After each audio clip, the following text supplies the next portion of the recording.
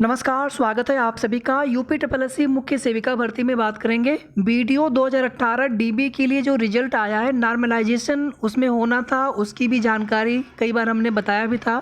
और नॉर्मलाइजेशन में लगभग कितने मार्क्स घट या बढ़ सकते हैं, नंबर घटते भी हैं बढ़ते भी हैं। नॉर्मलाइजेशन पहले कैसे होता था, अलग रूल था, लेकिन अभी जो नॉर्मलाइजेशन होता है, एक्यूरेसी का कोई इसमें मतलब नहीं होता है। एक्यूरेसी से कोई मतलब नहीं होता है, आपने कितने क्वेश्चन अटेम्प्ट किए हैं या फिर कितने क्वेश्चन आपके गलत हो गए हैं, उससे कोई मतलब नहीं होता है। कितने मार्क्स आपके एग्जैक्टली बन रहे हैं नेगेटिव मार्किंग हटाने के बाद, बस आपका वही मार्क्स देखा जाता है। नॉर्मलाइजेशन कुल मिलाकर के जितने भी शिफ्ट या डेज में एग्जाम हुआ रहता है, उसमें देखा जाता है कि उन शिफ्ट में कंपेरेटिवली देखा जाता है तुलनात्मक रूप से कि कौन सा शिफ्ट कितना ईजी है या फिर कितना आसान है, कितना कठिन है। और उसमें कुछ इस तरह से बेस बनाया जाता है कि दोनों ही शिफ्टों के नंबर में कुछ कम या ज़्यादा, यानी जो शिफ्ट इजी होगा तो उन शिफ्ट के अभ्यर्थियों के नंबर थोड़े घटते हैं, और जो शिफ्ट हार्ड होती है तो उस शिफ्ट के अभ्यर्थियों के नंबर थोड़े घट जाते हैं, थोड़े बढ़ जाते हैं। काफ़ी समय पहले इस तरह से होता था कि किसी भी एक शिफ्ट को आधार बनाया जाता था, जैसे कोई हार्ड शिफ्ट है उसी को आधार बना लिए तो इजी शिफ्ट के नंबर घट गए, या फिर किसी इजी शिफ्ट को आधार बना लिया गया तो हार्ड शिफ्ट के नंबर घट जाते, हार्ड शिफ्ट के नंबर बढ़ जाते थे। लेकिन अभी ऐसे होता है कि कुछ ऐसा आधार बनाया जाता है कि जो इजी शिफ्ट होते हैं उनके नंबर घटते हैं थोड़े से, और जो हार्ड शिफ्ट होते हैं उनके नंबर थोड़े से बढ़ जाते हैं। अब देखिए, स्कोर कार्ड आयोग की तरफ से दिया नहीं जाता है। वीडियो वाली भर्ती में 1/2 की नेगेटिव मार्किंग है, यानी कि 2 क्वेश्चन गलत होने पर एक सही प्रश्न के नंबर कट जाएंगे, और पर क्वेश्चन 2 नंबर होने की वजह से हर गलत क्वेश्चन के लिए 1 नंबर वहाँ पे घट रहे हैं।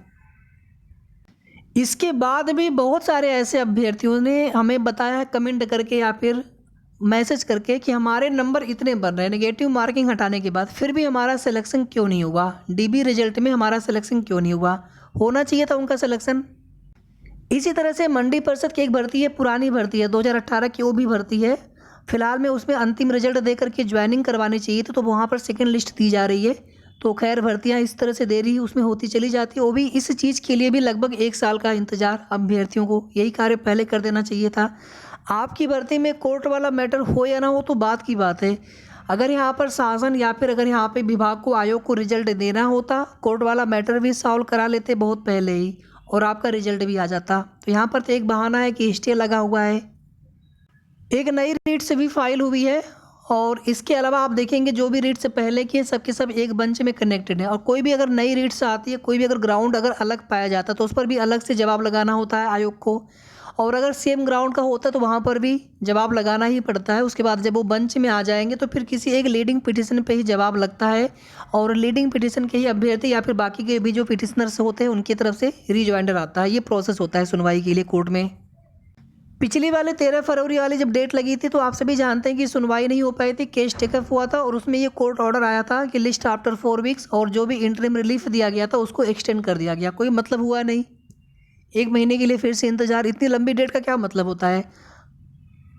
लेकिन जब यहाँ पर रिस्पोंडेंट, यहाँ पर आईसीडीएस, अगर आप लोग सुनवाई नहीं कराएंगे, पैरवी नहीं करेंगे, मजबूत पैरवी नहीं करेंगे, लेखपाल वाले भर्ती में आप देख रहे होंगे कि लिस्टिंग एप्लीकेशन फाइल करके एक तो डेट लग गई है फर्स्ट 1 मार्च के लिए। इसी तरह से बाकी वाले जितनी भी रीट्स वहाँ पर हैं, कई सारे रीट्स वहाँ पर हैं, तो उनमें भी आप देखेंगे कि कोशिश चल रही है आयोग की तरफ से कि जल्दी से उनकी डेट लगवा दी जाए। इसी तरह से यहाँ पर भी है, और यहाँ पर तो सब कुछ चीज़ें पहले से चल रही थी। 13 दिसंबर को जब स्टे लगा था रिजल्ट डिक्लेरेशन पर, उसके बाद 22 दिसंबर की डेट लगी थी। आप सभी जानते हैं कि जवाब लगा दिया गया था। फिर पिटिशनर के पक्ष के जो अधिवक्ता थे उनकी तरफ से समय मांगा गया था 2 वीक्स का। फिर कोर्ट की छुट्टियां स्टार्ट हो गई थी। फिर उसके बाद संभवतः 5 जनवरी की डेट लगी थी संभवतः, तो उस दिन सुनवाई हो नहीं पाई। फिर जब नेक्स्ट डेट लगी थी तो उसके बाद आप देखेंगे कि रिजॉइंडर को लेकर के फिर से वहाँ पर समय मांगा गया था। फिर आप देखेंगे कि उसके बाद जो डेट लगी थी उसमें रिजॉइंडर लगा दिया गया था। फिर सरकारी अधिवक्ता के महोदय की तरफ से बोला गया था कि हमें थोड़ा सा समय चाहिए रीड करने के लिए, जो रिजॉइंडर आया है याची पक्षी की तरफ से। उसके बाद आप देखेंगे 13 फरवरी की डेट लगती है और उसमें कुछ भी नहीं हुआ। और जो भी ये चीज़ें कोर्ट के ऑन रिकॉर्ड आई थी, ये चीज़ें मैं नहीं कह रहा हूँ, जवाब लगा दिया गया था। ये चीज़ें कोर्ट ऑर्डर में आप सभी ने देखा है, कोर्ट ऑर्डर में ही तो लिख करके आया था ये चीज़ें। अब उसमें वहाँ पर कुछ चीज़ें संतुष्ट न होने पर, चाहे याची पक्ष के अधिवक्ता हो या फिर रिस्पोंडेंट के, तो दोबारा से वो अपना जवाब लगाने के लिए समय मांग सकते हैं। हो सकता है दोबारा से जवाब लगाया जाना हो, लेकिन अगर इसी तरह से ये चलता रहा तो फिर कितना समय लगेगा ये कोर्ट वाला मैटर सॉल्व होने में। बाकी देखिए, थर्ड पार्टी या हम जैसे जैसे आप सभी अभ्यर्थी हैं, तो ये होता है कि हमारा हित प्रभावित हो रहा है, इसमें हम अपना पक्ष कैसे रखें। तो यहाँ पर देखिए कई बार ऐसा होता है ना, शासन है, सरकार है, अगर वो चाहेंगे तो कुछ भी कोर्ट वाला मैटर हो तो बहुत जल्दी मैटर हल हो सकता है। लेकिन फिर कई बार क्या होता है कि चलिए ठीक है, आपने भी अपने वकील कर रखे तो आप भी सुनवाई कराएं, आप भी अपना पक्ष रखें, आप भी लिस्टिंग करवाएं, आप भी डेट लगवाएं, लेकिन उसका उतना सकारात्मक प्रभाव नहीं होता है। लेकिन अभ्यर्थी जाए करे तो करे क्या करे, विवश होकर के जब कोई विकल्प नहीं फंसता तो जैसे उचित लगता है उस तरह से प्रयास करने के लिए मजबूर होते हैं अभ्यर्थी कि आखिर हम कैसे प्रयास करें, कैसे कोशिश करें। लेकिन देखिए कई बार उसका नुकसान ही उठाना पड़ता है। जहाँ तक देखिए मैं कई भर्तियों को मैंने देखा है जहाँ पर शासन ने चाहा है बहुत जल्दी वहाँ पर चीज़ें क्लियर हो गई है, बाकी अगर वहाँ पे अभ्यर्थियों ने कोशिश की है शासन स्तर से दबाव बना करके तो एक वो अलग चीज़ें होती है, लोकतांत्रिक तरीके से हम अपनी मांग रख सकते हैं। लेकिन सिर्फ अगर हम चाहें कि नहीं केवल हम अपने स्तर से प्रयास करके सारी चीज़ें क्लियर करवा लें तो वहाँ पर चीज़ें नहीं पॉसिबल हो पाती हैं। फिर उनके पास एक और बहाना हो जाएगा कि आपके भी अधिवक्ता है, आप भी कोशिश करें। और आप सभी जानते हैं कि कोर्ट में सबसे पहले प्रथम दृष्टया पिटिशनर के अधिवक्ता को ही सुना जाता है आर्गुमेंटल हियरिंग में, या फिर रिस्पोंडेंट के अधिवक्ता महोदय को ही सुना जाता है। इवन आप देखेंगे जितने पिटिशनर होते हैं सभी के अधिवक्ता महोदय भी अपना पक्ष नहीं रख पाते हैं। कई बार ऐसा होता है ज़्यादा अगर वकील होते हैं तो उसमें आप देखेंगे जो मेन पिटिशन होती है उन्हीं के एडवोकेट को मौका मिलता है, या फिर जो सीनियर अधिवक्ता होते हैं केवल वही अपना पक्ष रख पाते हैं। ऐसा तब होता है जब बहुत सारे मैटर बेंच में होते हैं सिमिलर ग्राउंड पर होने की वजह से। फिलहाल में अभी कोर्ट की नेक्स्ट डेट के को लेकर के भी स्टेटस अपडेट हुआ नहीं, कॉज लिस्ट आई नहीं है। बाकी 10 मार्च के बाद की ही डेट आप मान करके चलें, और इसी के आसपास लगभग आचार संहिता भी लग जाएगी। मिड मार्च हम आपको बताते आ रहे हैं 15 मार्च के आसपास, तो 15 मार्च के आसपास से 1-2 दिन आगे पीछे हो सकता है, 15 से पहले भी 1-2 दिन या फिर 15 के बाद भी 1-2 दिन। और जो कोर्ट ऑर्डर में इंटरिम रिलीफ दिया गया था पिटिशनर को उसमें स्पष्ट रूप से लिखा हुआ है कि रिजल्ट डिक्लेरेशन पर रोक है, और डीबी के लिए भी रिजल्ट ही डिक्लेयर किया जाएगा। और आप देखेंगे कि ये चीज़ें बताया गया है कि अभी हम रिजल्ट नहीं दे सकते हैं, स्टे लगा हुआ है। ये चीज़ें हम नहीं कह रहे हैं, ये चीज़ें आप सभी ने सुना होगा कि अधिकारियों की तरफ से ऐसी चीज़ें बताई गई हैं। इसीलिए मैं आप सभी से कह रहे थे कि जब तक कोर्ट से स्पष्ट इंस्ट्रक्शन नहीं मिलेगा तब तक डीबी के लिए भी रिजल्ट नहीं दे पाएंगे आयोग, या फिर नहीं दे सकते हैं।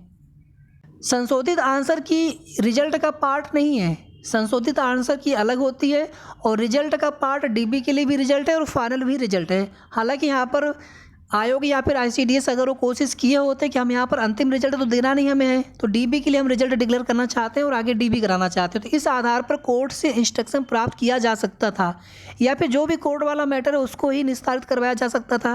लेकिन जब यहाँ पर कोशिश की जाएगी उन लोगों के द्वारा तब तो ही, बाकी अभ्यर्थी परेशान हो रहे हैं, आप लोग परेशान हो रहे हैं। डीबी के लिए देखिए कट ऑफ को लेकर के हमने इसके पहले भी आप सभी को बताया था कि 50± जनरल के लिए, बाकी अदर कैटेगरी के लिए थोड़े इससे कम रहेंगे, और कुछ कैटेगरी में कट ऑफ आपको उम्मीद से भी कम मिलेंगे, देखने को मिलेंगे। अब मैं यहाँ पर किसी पर्टिकुलर कैटेगरी के लिए आप सभी को यहाँ पर कोई भी एक्सपेक्टेड चीज़ें नहीं बताना चाहता हूँ, बस आप यहीं से थोड़ा सा अनुमान लगा सकते हैं, और ये भी एक एक्सपेक्टेड चीज़ें हैं। इसी तरह से फाइनल मेरिट या फिर फाइनल कट ऑफ के लिए 60 के आसपास रहना चाहिए, और 60 के आसपास हम आपको शुरू से बताते आ रहे हैं यहाँ पर अनरिजर्व के लिए, जनरल के लिए, और जितने भी फुल मार्क्स मिलेंगे उसी के रेशियो में थोड़ा सा ये कट ऑफ हाई भी जाएगा, थोड़ा सा कट ऑफ बढ़ेगा। आप लोग कट ऑफ को लेकर के चीज़ें पूछते रहते हैं, तो जो भी एक बार अनुमानित चीज़ें आप सभी को बताया गया तो बहुत सोच समझ करके हमने बताया था। बाकी अभी भी हम उसी बात पर उसी चीज़ को लेकर के बता रहे हैं कि लगभग उसी के आसपास आप मान करके चलें। और कोई भी भर्ती हो जब तक अंतिम रूप से सिलेक्शन हो नहीं जाता तब तक तो फिलहाल में मान करके नहीं चला जा सकता है। आज की डेट में कंपटीशन है, और कब किसकी कट ऑफ कितनी हाई चली जाए या फिर किसकी कट ऑफ कितनी कम चली जाए। लेखपाल भर्ती में आप सभी ने देखा होगा, हालांकि हर भर्ती में वैसा नहीं होता है। इसी तरह से देखिए वीडियो 2018 वाले भर्ती में नॉर्मलाइजेशन में जिस तरह से नंबर घटे हैं, देखिए जो बिल्कुल एक्चुअल में चीज़ें हुई हैं वो तो पता नहीं चल पाता है, लेकिन हम यहाँ पर अगर मान के चलते हैं कि लगभग यहाँ पर 5 से 6 नंबर घटे हैं, या फिर लगभग इसी के आसपास नंबर बढ़े भी होंगे, क्योंकि लगभग जितने नंबर घटते हैं उतने ही नंबर लगभग बढ़ते भी हैं। अब यहाँ पर देखिए 300 नंबर का पेपर था उनका, आपके यहाँ 100 नंबर का पेपर है। उनके यहाँ टोटल 4 शिफ्टों में एग्जाम हुआ था, 2 दिन एग्जाम चला था। आपके यहाँ 2 शिफ्ट में एग्जाम हुआ, 1 दिन में एग्जाम हुआ था। तो आपकी भर्ती में 1 नंबर के आसपास ये चीज़ें हमने बहुत पहले से आपको बताया, अगर आप सभी को याद होगा कि एक नंबर, एक सवा नंबर, डेढ़ नंबर, यानी एक नंबर में थोड़ा सा प्लस माइनस आप मान करके चलें, लगभग इतने ही मार्क्स घटने या फिर बढ़ने चाहिए दोनों शिफ्टों में। अब किस शिफ्ट के नंबर घटेंगे या फिर किस शिफ्ट के नंबर बढ़ेंगे, ये चीज़ें पूरी तरह से आयोग डिसाइड करेंगे। हम आप केवल यहाँ पर एक अनुमान लगा सकते हैं कि हाँ, ये शिफ्ट लगभग हार्ड हो सकती है या फिर ये शिफ्ट लगभग ईजी हो सकता है। वीडियो वाले भर्ती में भी जो लोगों ने अनुमान लगाया था फर्स्ट शिफ्ट में नंबर बढ़ने चाहिए, आप देखेंगे वहाँ पर चीज़ें पूरी तरह से विपरीत देखने को मिली हैं। तो यहाँ पर चीज़ें क्लियर स्पष्ट नहीं हो पाती हैं कि किनका नुकसान या फिर किनका फ़ायदा होगा। लेकिन यहाँ पर 4 नंबर, 5 नंबर, 6 नंबर इतना बदलाव या फिर इतने नंबर घटना या बढ़ना, ये चीज़ें आपको देखने को नहीं मिलेंगी। 1 नंबर, डेढ़ नंबर बहुत है, बहुत अगर हुआ ऐसा कि नहीं बहुत ज़्यादा परिवर्तन हुआ तो 2 नंबर जाएगा। हालांकि मैं 2 नंबर यहाँ पे बोलना नहीं चाहता हूँ, जो एक मेरा अनुमान है, जो एक मेरी चीज़ें जिस आधार पे मैं आपको बताने का प्रयास कर रहा हूँ, उसके आधार पर मेरे हिसाब से लगभग एक सवा नंबर, डेढ़ नंबर, अधिकतम इतना ही परिवर्तन होना चाहिए। तो फिलहाल में यहाँ पर आप दोनों ही शिफ्ट के अभ्यर्थी आप ये बिल्कुल मान करके चल सकते हैं कि आपके शिफ्ट में नंबर घट भी सकते हैं, बढ़ भी सकते हैं। आप लोगों में से पूछते भी आप लोग हैं कि जितने भी सर्वे हो रखे हैं तो उस सभी सर्वे में सेकेंड शिफ्ट हार्ड पाई जाती है, फर्स्ट शिफ्ट इजी पाई जाती है, या फिर सेकेंड शिफ्ट में एवरेज जो नंबर आते हैं अभ्यर्थियों के कम आते हैं, फर्स्ट शिफ्ट में ज़्यादा आते हैं, तो सेकेंड शिफ्ट में ऑब्वियस ही बात है कि नंबर बढ़ने चाहिए नॉर्मलाइजेशन में, बिल्कुल ऐसा होना चाहिए। और अगर यही चीज़ें अगर आयोग को अगर लगती है तो बिल्कुल ऐसा ही देखने को मिलेगा। लेकिन ये चीज़ें पहले से हम लोग बिल्कुल कन्फर्म है या बिल्कुल ये नहीं कह सकते कि हाँ ऐसा ही होगा। ये चीज़ें आयोग को पता है, जब उनके पास रिजल्ट आएगा बन करके तो उनको पता है, उनको ये चीज़ें पता रहेंगी कि हाँ किस शिफ्ट में एवरेज नंबर या फिर कौन सी शिफ्ट ईजी है कंपेरेटिवली, या फिर कौन सी शिफ्ट हार्ड है तुलनात्मक रूप से, तो उसी के रेशियो में वो नंबर घटाएंगे या फिर बढ़ाएंगे नॉर्मलाइजेशन के द्वारा। डीबी के लिए रिजल्ट आने के बाद आप अपना स्टेटस चेक कर पाएंगे, जैसे वीडियो वाले भर्ती में हुआ है, और बाकी एक नोटिस आएगी कितने अभ्यर्थी डीबी के लिए शॉर्टलिस्ट हुए हैं और कितनी कट ऑफ गई है कैटेगरी वाइज। ये सारी चीज़ें उस नोटिस के अंदर होती हैं। बाकी आपके कितने मार्क्स हैं ये तो बिल्कुल पता ही नहीं चलेगा, वो तो जो आपने कैलकुलेट किए होंगे उसी के आधार पर आपको पता चलेगा। वीडियो वाले भर्ती में बहुत सारे अभ्यर्थी बहुत परेशान हैं कि हमारे नंबर ज़्यादा होने के बाद भी, और हमने कई लोगों से पूछा भी कि आपने सही से कैलकुलेट किया है, नेगेटिव मार्किंग आदि चीज़ें आपने सही से हटाई हैं उसमें से, तो उसके बाद भी हमको लगता है कि नहीं उनके नंबर हैं, उनका सिलेक्शन होना चाहिए था। बाकी देखिए एक्चुअल में चीज़ें जो भी हों, लेकिन यहाँ पर किसी के साथ भी ऐसा अन्याय तो बिल्कुल नहीं होना चाहिए। और हम लोग बिल्कुल ये चीज़ें मान करके चलते हैं भर्ती बोर्ड के ऊपर, सरकार के ऊपर, कि हाँ भर्ती पूरी तरह से पारदर्शी तरीके से हो रही है और ऐसा होना भी चाहिए। लेकिन यहाँ पर एक काम और किया जा सकता है ना कि उन अभ्यर्थियों के आप स्कोर कार्ड जारी कर दो। आयोग से यही रिक्वेस्ट है हम सभी की तरफ से। और इसी तरह से आप देखेंगे भर्ती पूरे होने के बाद जो भी सीटें खाली रह जाती हैं उन सीटों पर वेटिंग लिस्ट भी नहीं आती है यूपीडब्ल्यूएससी आयोग से।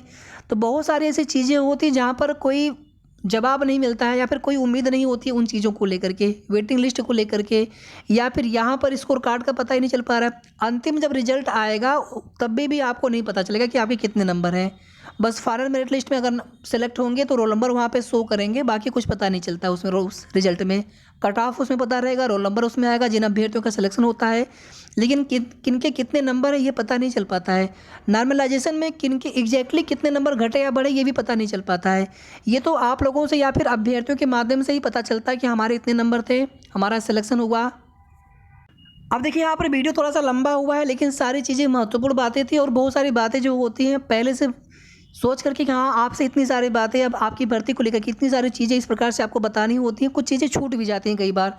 अब यहाँ पर देखिए मंडे को 26 तारीख को गोरखपुर, मंडे को आप देखेंगे हर रविवार या सोमवार में जनता दरबार लगता रहता है लखनऊ में, और इसी तरह से संडे या मंडे में या फिर किसी अन्य दिन में जब मुख्यमंत्री जी गोरखपुर में होते हैं तो उस दिन गोरखपुर में भी जनता दरबार कार्यक्रम लगता है।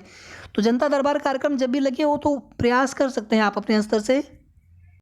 लेकिन यहाँ पर सबसे बड़ी चीज़ बस यही है कि यहाँ पर जब तक शासन की इच्छा नहीं होगी या फिर शासन, अब ये सब चीज़ें हम लोग यहाँ पर कह नहीं सकते हैं कि शासन की इच्छा नहीं होगी, हम लोग तो यही मान करके चलते हैं कि सरकार ने भर्ती निकाली तो भर्ती पूरी भी करेंगे। लेकिन वही भर्ती समय पर पूरी न होने की वजह से कितना समय खराब होता है, अभ्यर्थियों की उम्मीदें होती हैं। जिनका सिलेक्शन हो गया चलो ठीक है, इंतज़ार किया लेकिन नौकरी मिली हमें, लेकिन जिनका नहीं हो पाता है तो फिर उनकी उम्मीदें भी समाप्त होती हैं और उतना समय भी खराब होता है। अब ये चीज़ें यहाँ पर सरकार को भी समझनी चाहिए, कोई भी सरकार हो, सरकार को सिस्टम को भी समझनी चाहिए कि आखिर अभ्यर्थियों का समय या फिर उनकी उम्मीदें कितना समय वो इंतज़ार करेंगे एक भर्ती के चक्कर में। पहले हम लोग कुछ सकारात्मक हम लोगों ने प्रयास किया, कुछ सकारात्मक आश्वासन भी मिला है, हमने आप सभी को बताया भी था, लेकिन उसके बाद से आप देखेंगे काफ़ी लंबे समय से जो भी कोशिशें आप लोगों के द्वारा चल रही हैं, कुछ चीज़ें आप लोगों ने हमें बताया भी कि इस तरह से चीज़ें हैं, इस तरह से बताया गया, तो कहीं ना कहीं सकारात्मक आश्वासन तो नहीं कह सकते उस चीज़ को। अब जैसे ही आचार संहिता लग जाएगी, कम से कम 1.5 महीना, आप सभी जानते हैं कि जब भी डेट आती है तो उसके बाद लगभग 1 महीने का समय होता है, तो 1 महीना हो, लगभग 15-16 दिन आप और मान करके चलें, कम से कम 1.5 महीना पूरा चुनाव में निकल जाएगा। यानी फिर सीधे सीधे मिड मार्च के बाद ही हम लोग उम्मीद कर पाएंगे कि आपकी भर्ती में रिजल्ट आए। अभी देखिए एक भर्ती है, आप लोग जानते भी होंगे शायद, जूनियर एडेड शिक्षक भर्ती, और आप देखेंगे इसमें अभ्यर्थियों के द्वारा काफ़ी थर्ड पार्टी बन करके भी काफ़ी कोशिश किया गया कि हम लोग कोर्ट वाला मैटर सॉल्व करा लें। लिस्टिंग के लिए एप्लीकेशन फाइल की जाती तो फिर डेट वहाँ पे और 1 महीने की आगे की मिल जा रही थी। ऐसे करते करते 7-8 महीने का समय निकल गया। उसके बाद आप देखेंगे कि CSC के द्वारा, सरकारी एडवोकेट के द्वारा फिर लिस्टिंग एप्लीकेशन फाइल की जाती है, उसके बाद फिर डेट लगती है, फिर वो बहस करते हैं, सुनवाई होती है। उसके बाद जा करके आप देखेंगे एक डेट पर सुनवाई में ही कोर्ट ऑर्डर रिजर्व होने वाला था, लेकिन नेक्स्ट डे फिर से डेट लगती है और उस दिन कोर्ट ऑर्डर रिजर्व हो गया। यानी जब शासन ने चाहा मैटर फाइनल हो गया तुरंत, जब तक शासन ने नहीं या शासन की तरफ से मजबूत पैरवी नहीं की गई, तब तक देखेंगे 2-2.5 साल तक अभ्यर्थी परेशान होते रहे, अपने अधिवक्ता खड़ा करके भी वो लोग कोशिश कर रहे थे लगातार अपने स्तर से, लेकिन चीज़ें या फिर कोर्ट वाला मैटर फाइनल नहीं हो पा रहा था। एक बार ऑर्डर रिजर्व हो करके, ऑर्डर आ करके भी चीज़ें वहाँ से क्लियर नहीं हो पाई थी। तो यही चीज़ें आपकी भर्ती में भी है, या फिर आप लेखपाल भर्ती को आप सभी देख रहे होंगे कि जो भी डेट लगी थी बहुत पहले वाली, स्टे बहुत पहले ही लग गया था। फिर से आप देखेंगे 18 वाली डेट लगी थी, सबको लग रहा था कि स्टे नहीं, लेकिन स्टे पहले ही लग गया था, बस वही स्टे आगे एक्सटेंड होता गया और फिर आप देखेंगे सीधे सीधे मार्च के 3rd वीक की डेट लग गई, यानी 4 वीक्स के बाद की डेट लग गई और वो स्टे ऑर्डर अभी भी बरकरार रखा गया। और दूसरी तरफ शासन स्तर से तैयारियां चल रही थी नियुक्ति पत्र वितरण समारोह को लेकर के। तो अब तो कुल मिलाकर के चीज़ें यही हैं कि भर्ती में पूरी तरह से ज्वाइनिंग हो जाए, 1-2 सैलरी आ जाए, तब मान करके चले कि हाँ बिल्कुल अब ठीक है सारी चीज़ें। नहीं तो यहाँ पर नियुक्ति पत्र वितरण होने से 1 दिन 2 दिन पहले भी क्या हो जाए कुछ पता नहीं है, क्योंकि भर्ती आ रही है, भर्ती आने से पहले ही, भर्ती पूरी होने से पहले ही कितने सारे कोर्ट के मैटर हो जाते हैं भर्तियों में। कोर्ट के अधीन रखते हुए भर्तियाँ पूरी होती हैं, या फिर कुछ भर्तियां कोर्ट में केस होने की वजह से जल्दी पूरी नहीं हो पा रही हैं। और जब बात UPSSC की आती है तो यहाँ पर कोर्ट का मैटर हो या ना हो, कोर्ट का मैटर तो भी हो सकता है, और अगर नहीं भी है तो भी आप देखेंगे भर्तियों में देरी होती है। हमने बिल्कुल वीडियो के स्टार्टिंग में ही आप सभी को बता दी कि कुछ भर्तियाँ ऐसी भी है जहाँ पर कोई भी मैटर नहीं है कोर्ट वाला, लेकिन वहाँ पर कहीं सेकेंड लिस्ट है तो कहीं पर कुछ है, कहीं पर एलिजिबिलिटी, कुछ मतलब चीज़ें वहाँ पर हैं और उसमें 1-1 साल लग जा रहा है एक चीज़ उसको सॉर्ट आउट करने में।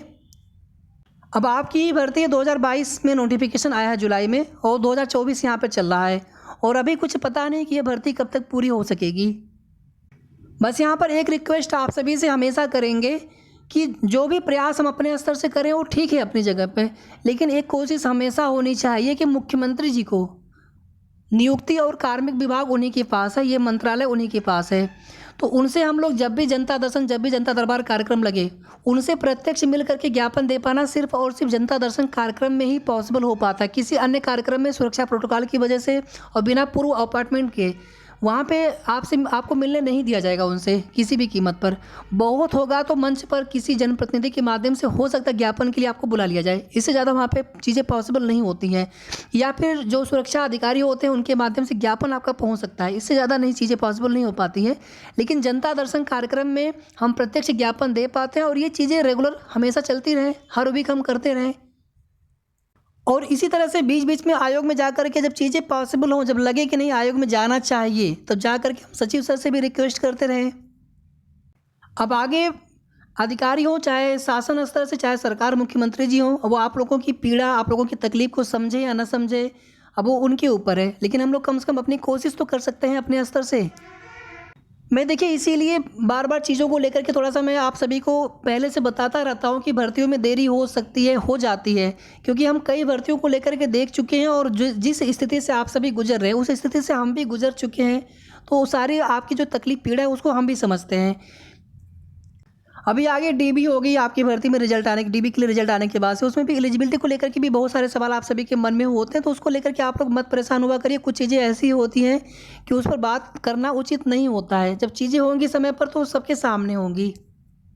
बाकी नॉर्मलाइजेशन को लेकर के आप सभी बिल्कुल भी परेशान मत होइए, आकुरेसी का कोई भी मतलब नहीं है। नंबर घटेंगे भी और बढ़ेंगे भी। किस शिफ्ट के घटेंगे बढ़ेंगे ये केवल हम लोग अनुमान लगा सकते हैं, बाकी जो भी होगा वो जब रिजल्ट आएगा तभी पता चल पाएगा। तो उसके पहले हम लोग यहाँ पर कोई भी यहाँ पर चीज़ें मान करके न चले। किसी भी शिफ्ट के आप अभ्यर्थी हों और दोनों ही शिफ्ट में परिवर्तन होंगे, अधिकतम 2 नंबर तक। बाकी मेरे हिसाब से 1 सवाल नंबर 1.5 नंबर बहुत है। 100 नंबर का पेपर है, 2 शिफ्ट में केवल एग्जाम हुआ है, इससे ज़्यादा परिवर्तन नहीं होना चाहिए। और इसी वीडियो में हमने एक बार फिर से आप सभी के लिए डीबी के लिए लगभग एक्सपेक्टेड कट ऑफ और फाइनल मेरिट लिस्ट या फिर फाइनल कट ऑफ लगभग कितनी जा सकती है वो भी हमने बताने का प्रयास किया। हालांकि इस पर बार बार बताना अच्छा नहीं लगता है। एक बार हमने बहुत पहले आप सभी को जो भी बता दिया था वही चीज़ें बार बार रिपीट होती हैं। बाकी ये भी एक एक्सपेक्टेड होता है, एक अनुमानित चीज़ें होती हैं, थोड़ा बहुत 1-2 नंबर प्लस माइनस हो सकता है। अब वीडियो के लिए हमने जो भी कट ऑफ बताया था डीबी के लिए लगभग उतनी ही कट ऑफ गई है। तो कई बार चीज़ें बिल्कुल लगभग उसी के आसपास मिल जाती हैं, कई बार थोड़ा सा 1-2 नंबर प्लस माइनस भी हो जाता है। तो बस इतना ही परिवर्तन आपकी भर्ती में भी आपको देखने को मिल सकता है। और एक रिक्वेस्ट आप सभी से कि अगर आप किसी न किसी अन्य भर्ती के लिए अगर आप तैयारी कर रहे हो तो आप प्लीज़ तैयारी करते रहें। केवल एक भर्ती के भरोसे नहीं बैठना है। कहीं पर सिलेक्शन हो जाए कोई बात नहीं, यहाँ पर जब होगा आप यहाँ पर ज्वाइन कर लेंगे, लेकिन पैरेलल में समानांतर में कोशिश करते रहना है किसी न किसी अन्य भर्तियों की। केवल एक भर्ती के भरोसे तो बैठना ही नहीं है। डीबी के लिए रिजल्ट आने के बाद, डीबी होने के बाद जब तक अंतिम चयन सूची में रोल नंबर ना आ जाए तब तक हमें बिल्कुल ये मान करके नहीं चलना है कि हमारा सिलेक्शन हो चुका है। जिस दिन अंतिम रूप से सिलेक्शन हो जाए उसी दिन मानना है कि हमारा सिलेक्शन हो चुका है। तो वीडियो थोड़ा सा लंबा हो गया, बहुत सारी बातें आप सभी से करनी थी। बाकी आपके मन में कोई भी सवाल हो आप कमेंट करके पूछ लीजिएगा। और उम्मीद है कि आप सभी ने वीडियो कंप्लीट सुना होगा। शेयर कर दीजिएगा आप सभी वीडियो को ताकि सभी तक जानकारी पहुंच जाए। धन्यवाद।